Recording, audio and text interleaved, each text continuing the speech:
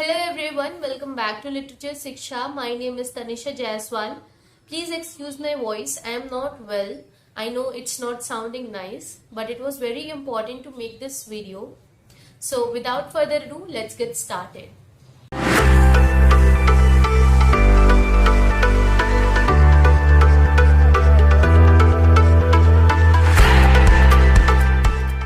As we all know, BHU has released its registration form for postgraduate programs. The registration portal is open now. So this is the video in which you will find how to fill that registration form. So before you start to fill your form, please ensure that you have your scanned photograph within 100 KB and your signature within 50 KB with you. So it would be easy for you to fill the form because it will be required in the registration process. So what you have to do is you have to open a web browser and search bhuonline.in. Here you have to scroll down a little bit and you will find a PG registration link. You have to click that link and another tab will open. So now what you have to do, only if you are filling the form through your phone, is you have to click on the three dots above and you have to convert your site into desktop site. Now why is this? Because it will provide a better view and you will understand properly. In mobile view, it is not very clear or sometimes it lacks functioning. So this will help you. Now you have to log in. For login, you will need CUET registration number and your CUET roll number. Once you do that, you will be entered in your portal. Now you must have been seeing the side-by-side representation that I have shown you.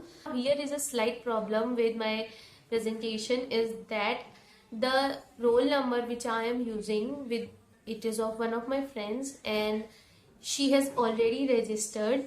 So I cannot show you the whole process, but I can definitely tell you with the help of the screenshots that I have. So here when you will open your application, you will be asked to fill your course and the examination type.